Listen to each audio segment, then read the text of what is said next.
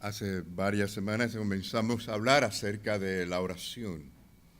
Y la semana pasada dijimos cómo la oración en la vida del cristiano es capaz de dejar cierto legado y transferir cierta bendición.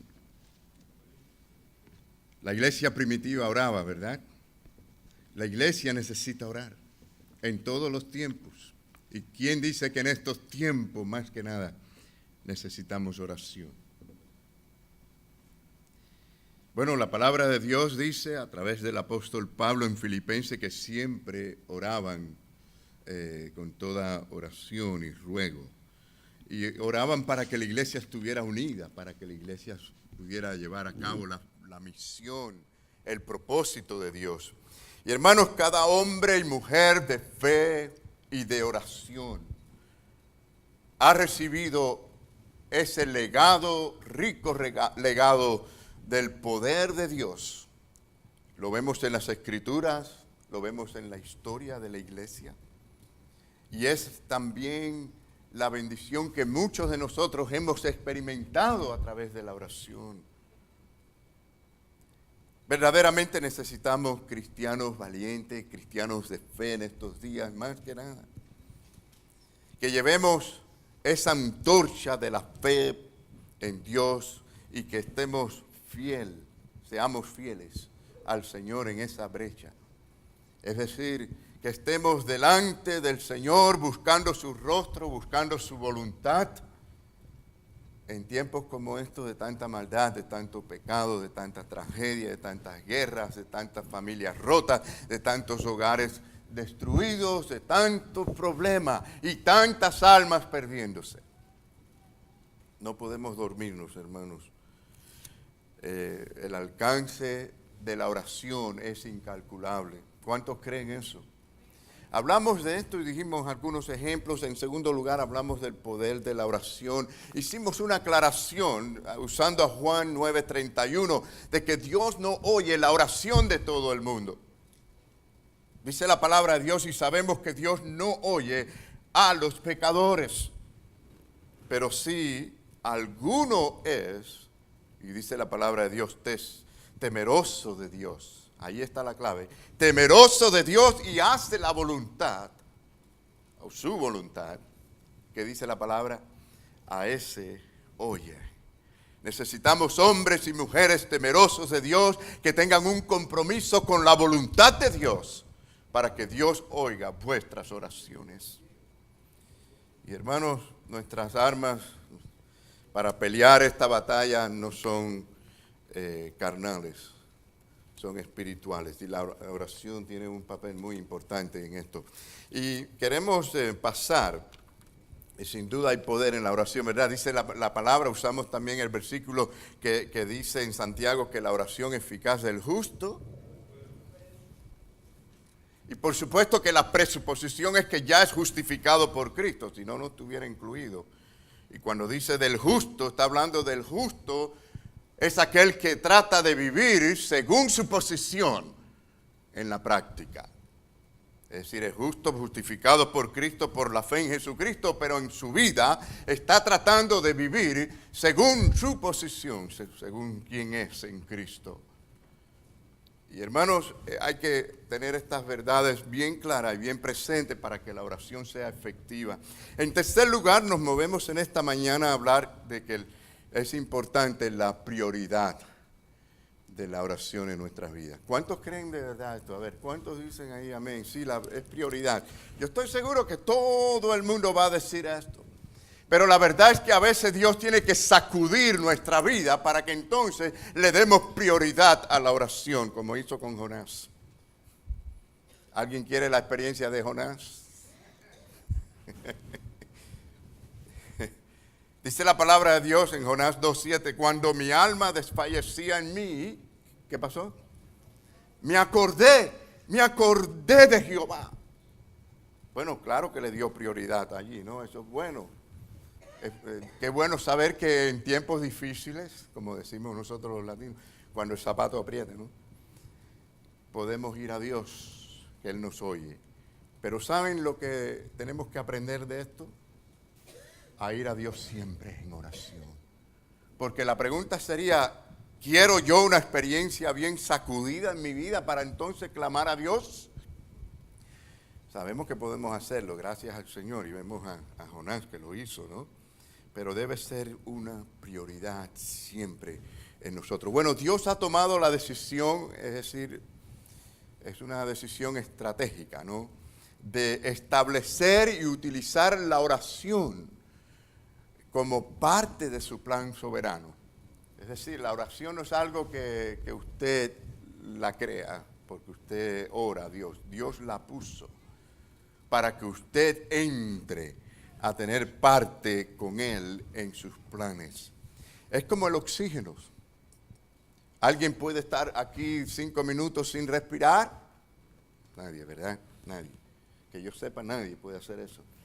Es decir, necesitamos el oxígeno. Ojalá pudiéramos decir que todos los cristianos no podemos estar 5 minutos sin pensar en Dios y tener alguna comunicación con Dios. La palabra no dice orar sin cesar, hermanos. Es como ese viento que sopla y mueve al barco de vela con el viento y va en una dirección. La oración debe guiar todas las áreas de nuestra vida, hermanos, en todo tiempo. Y por supuesto que esto permite que nosotros podamos comunicarnos, interactuar con nuestro Dios. Miren, la oración nos alinea a nosotros con Cristo. Es el cuerpo, la iglesia, con la cabeza. He visto gente que tienen dolores por acá, problemas por acá, y entonces van a un quiropráctico y el quiropráctico lo ajusta. Y dice, qué bien me siento. Bueno, si el quiropráctico es bueno, ¿no? Lo ajusta y qué bien me siento aliviado, porque se ajustó el cuerpo y la señal de la cabeza pasa al cuerpo sin ningún problema. Y nosotros necesitamos alinearnos con Cristo, quien es la cabeza, a través de la oración. La oración es simplemente algo, hermano, mucho más allá, más maravilloso y valioso de lo que podamos quizás calcular nosotros mismos humanamente. Y si es tan valioso, no podemos dejar de practicarlo. ¿No es así, hermanos? ¿Y qué pasa entonces? ¿Por qué a veces no la practicamos como debiéramos? ¿Por qué no siempre es fácil orar? Yo diría porque nos parece muchas veces ilógico hacer una pausa en nuestra vida cuando tenemos muchas cosas que hacer. ¿No pasa así, hermanos? Es decir, nos puede parecer que no tiene sentido concentrar toda nuestra mente en Dios y nuestros pensamientos en Dios y orar a Dios cuando tenemos 1.000.000 de cosas que hacer, 1.000.000 de preocupaciones, muchas distracciones en nuestra vida. Y no nos damos cuenta que lo que tenemos que dejar a un lado es nuestro egoísmo, nuestra autosuficiencia y entender que debemos de humillarnos y arrepentirnos de esa falta que es pecado contra Dios. Uno de los grandes errores que cometemos los cristianos a veces es pensar que lo único que tenemos que hacer es sustituir algo mal que estamos haciendo por algo bueno que podemos hacer sin arrepentirnos del mal que hicimos. Y eso no trabaja en la relación con Dios, ustedes deben saberlo. Y debemos de arrepentirnos por nuestra actitud de autosuficiencia delante de Él y confiar en el Señor. ¿Saben? Él es el Dios que lo controla todo. Él es soberano, ¿no? Es decir, Él tiene todo el conocimiento. ¿Y qué hacemos nosotros? Entonces pensamos que es más fácil tratar de arreglar las cosas por nuestra propia cuenta en vez de dedicarnos más a la oración. Esto es lo que hacemos, es decir, posponemos la oración para luego, porque estamos muy ocupados. Y entonces la usamos como estas gentes que están en los aviones para cuando tienen una emergencia se ponen en paracaídas. No obstante, nos acercamos a un Dios santo, soberano, un Dios de amor, un Dios de misericordia. Y yo creo, hermanos, que el problema está precisamente en que nosotros no entendemos que necesitamos a Dios desesperadamente. Según usted entiende que usted necesita a Dios, así será el nivel de su oración. No podemos decir que nuestra oración está por encima de lo que creemos que necesitamos de ese Dios que lo da todo. ¿Cuántos van a realmente darse cuenta de que estamos desesperadamente necesitados de Él? ¿Lo necesitas? ¿Verdaderamente lo necesitas? Lo interesante es que Dios no depende de nada. Él lo tiene todo. Es un error pensar que Él depende de nosotros. Él no necesita nada. Él nos quiere usar a nosotros por su amor y misericordia. Pero nosotros necesitamos completamente de Él cada segundo de nuestra vida. Miren conmigo, hermano, en Juan 15:5.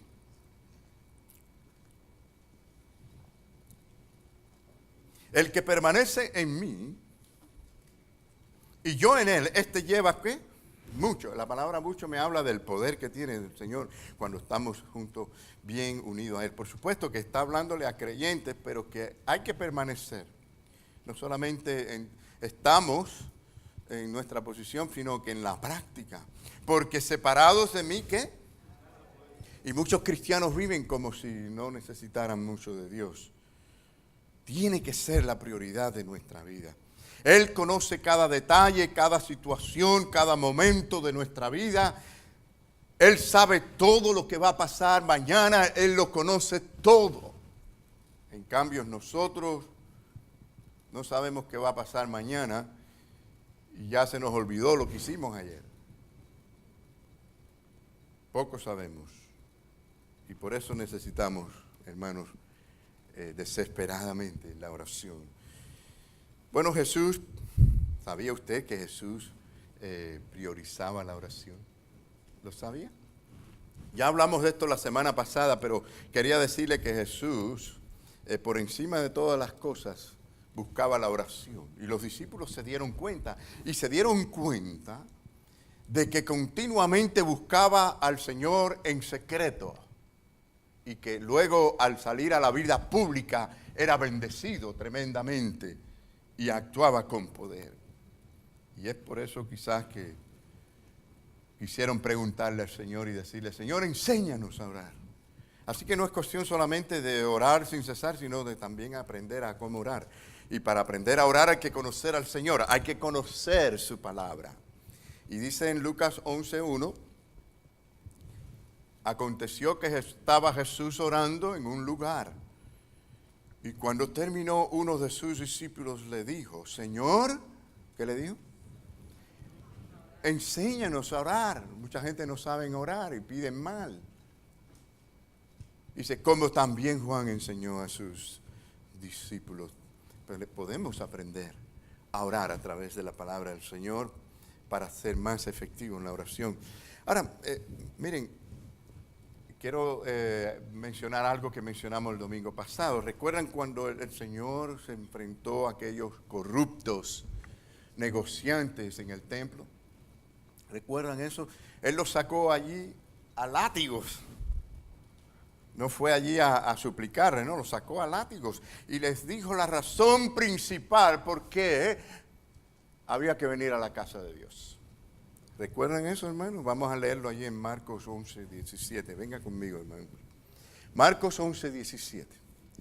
¿Qué dice la palabra? Y les enseñaba diciendo, ¿no está escrito, mi casa será llamada qué?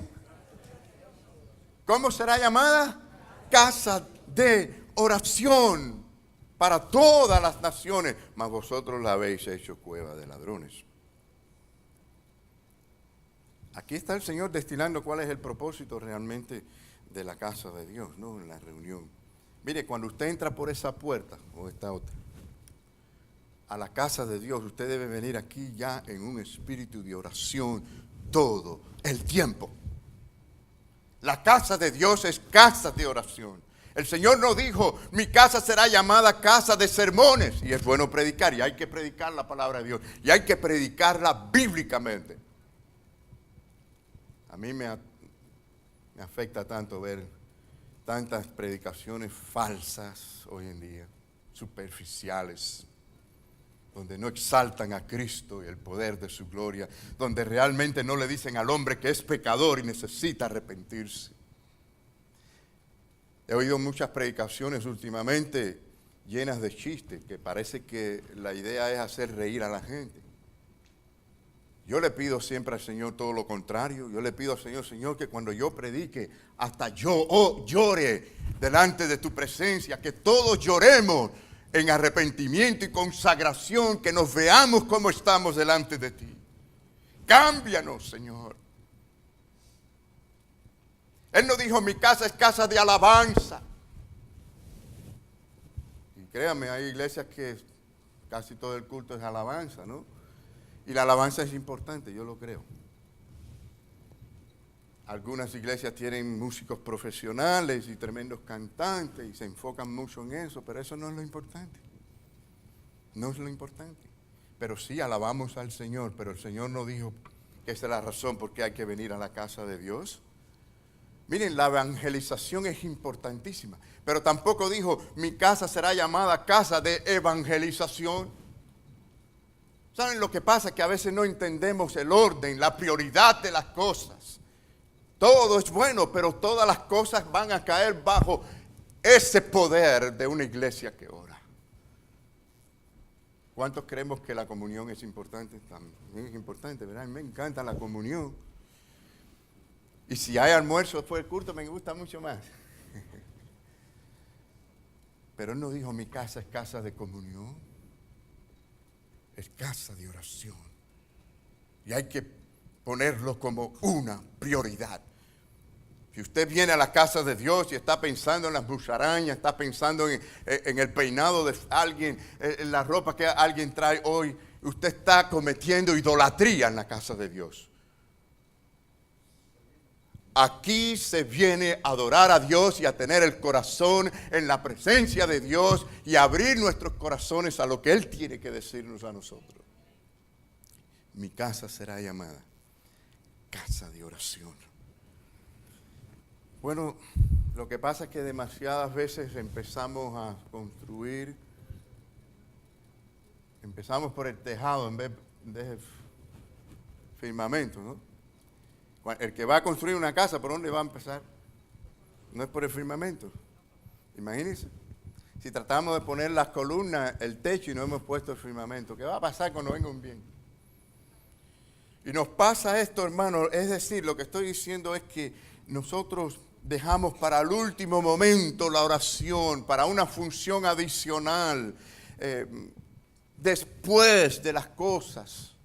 Y no es lo que va adelante de toda obra, de todo ministerio, de toda función y de toda decisión del cristiano.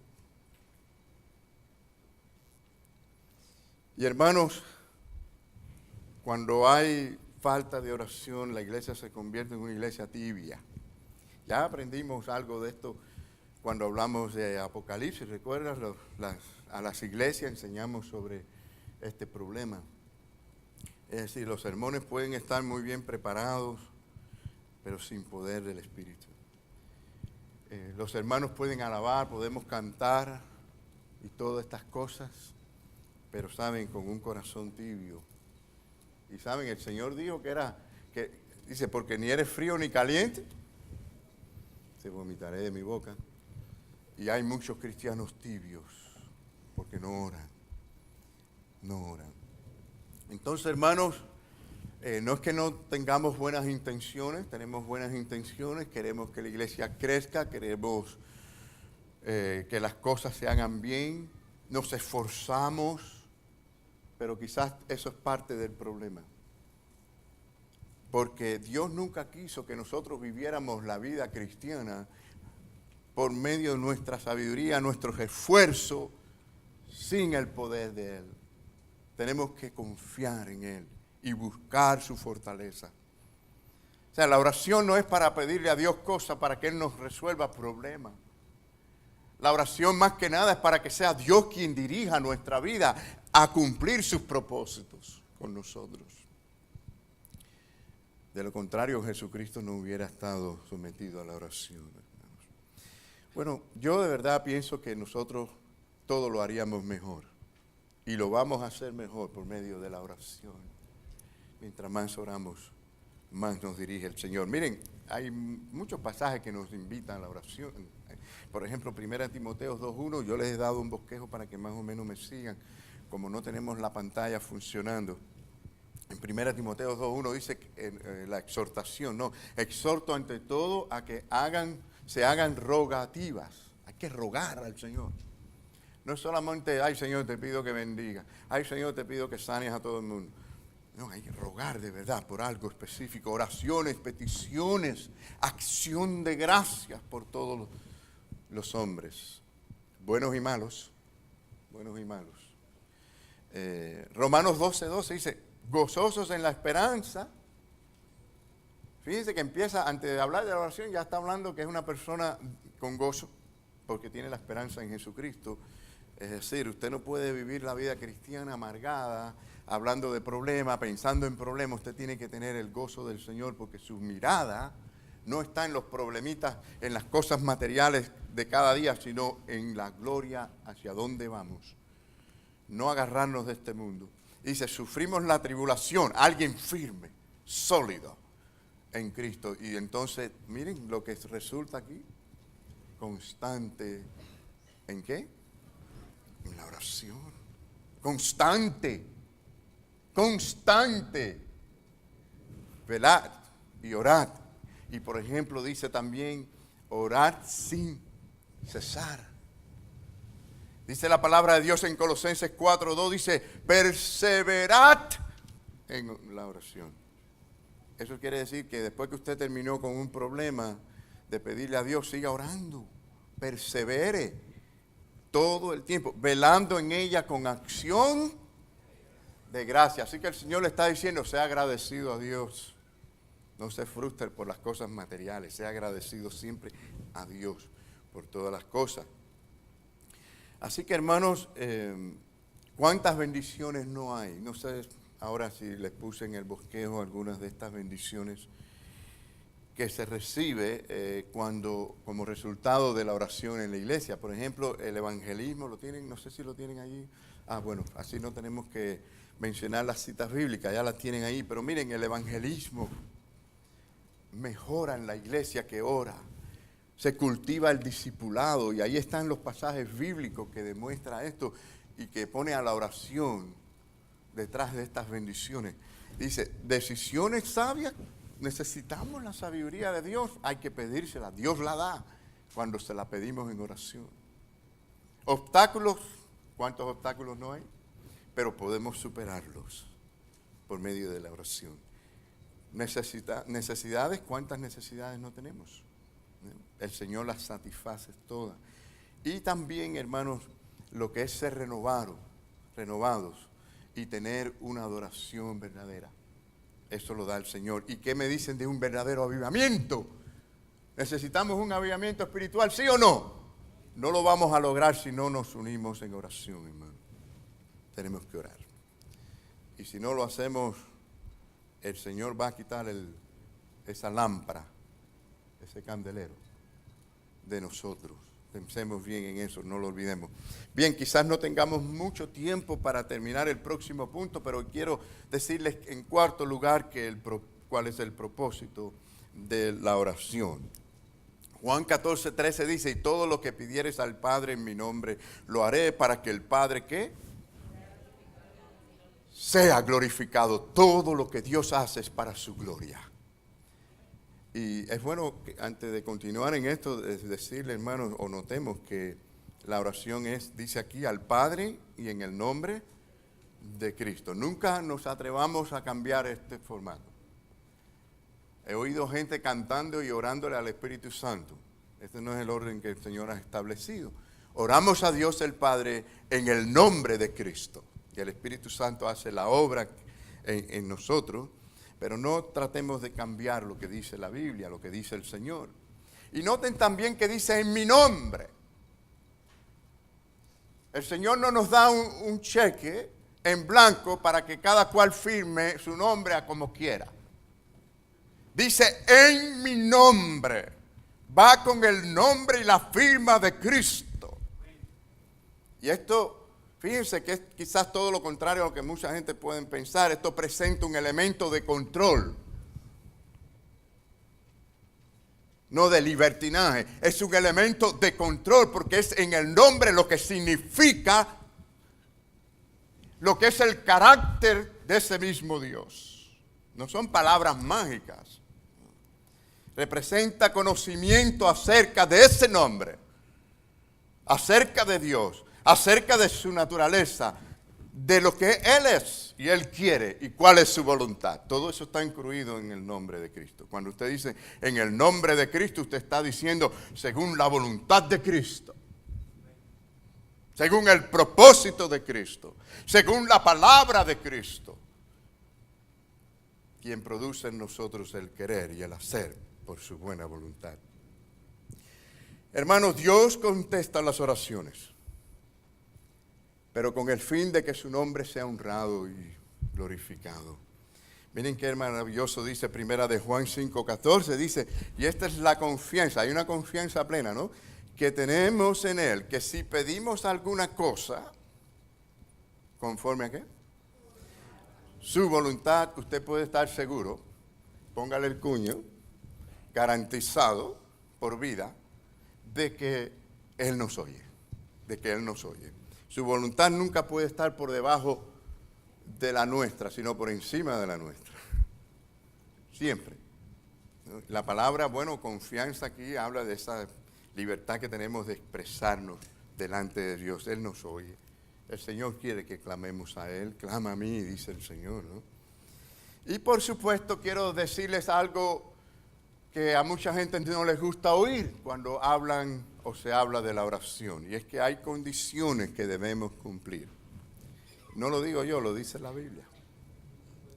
En primer lugar, debemos de tener un corazón que no nos condene. Y esto es importante también en la oración. Vamos a ver, Primera de Juan capítulo 3. Aquí lo dice la Biblia. En Primera de Juan 3, la gente habla de orar y hablar con Dios y la gente a veces no entiende una idea de lo que esto significa. Dice en 1 Juan 3, 21 a 22, amados, si nuestro corazón nos reprende, le está hablando a cristianos, si nuestro corazón nos reprende, pero no nos reprende, entonces confianza tenemos en Dios. ¿Estamos claros? Si no nos reprende, tenemos confianza en Dios. ¿Y qué es lo que quiere decir esto? Bueno, lo dice a continuación, y cualquier cosa que pidiéramos, la recibiremos de Él, porque, y aquí está la respuesta. ¿Qué quiere decir? Porque guardamos, ¿qué? Sus mandamientos, ¿y qué más? Y hacemos las cosas que son agradables delante de Él.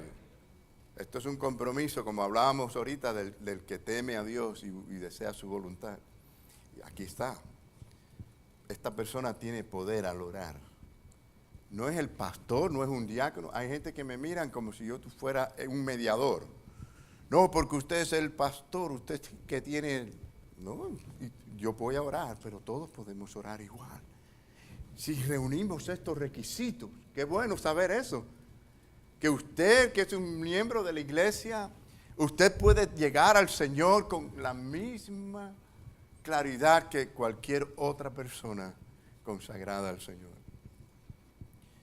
Entonces, hermanos, la oración es importante y debe ser una prioridad, ¿no creen ustedes?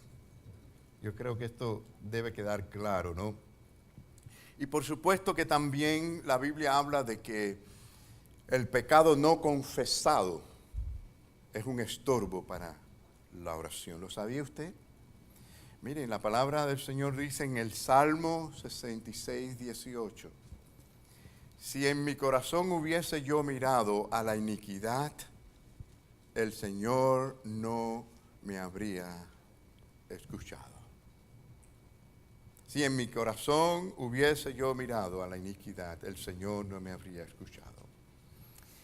Y también podemos mencionar que incluso las diferencias que pueden haber entre el esposo y la esposa en términos de desobedecer el mandato de Dios. Es decir, si la mujer no cumple con su deber y el esposo no cumple con su deber, es un estorbo para que la oración sea escuchada. ¿Lo sabía usted? Mire, la palabra del Señor es muy clara en 1 de Pedro, capítulo 3. Los primeros 6 versículos le habla a la esposa. Un poquito más largo, no lo vamos a leer, pero es igualmente importante. Fíjense que en el 7 que le habla a los esposos, no que quiero que piensen los esposos que la estoy cogiendo con ellos, ¿no? Pero fíjese que dice en el versículo 7, vosotros maridos, ¿qué dice después?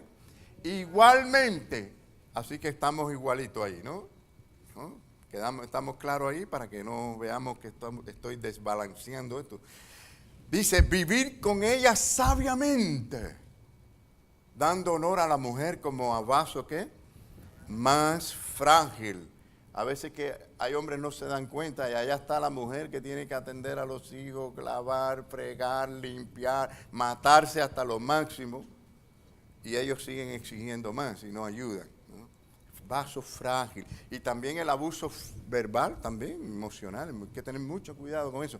Y como a coherederas de la gracia de la vida. Pero ¿para qué dice aquí, hermanos? ¿Para qué? Para que vuestras oraciones, ¿qué? No tengan estorbos. Así que usted podrá orar todo lo que usted quiera, pero si usted no se porta bien con su esposa, aprovechen ahora. La estoy ayudando ahí. El Señor no va a oír esa oración. Yo no lo dije, es lo bueno que tiene todo esto, que yo no soy el responsable de esto. El Señor lo dice en su palabra. Y yo digo amén. ¿Cuántos dicen amén? Ah, bueno. Las mujeres nada más, no. Bueno, hay otros obstáculos, ¿no? Ustedes sabían que si hay un problema entre hermanos en la iglesia, esto es un obstáculo. Y si no se arregla eso, esto es importantísimo.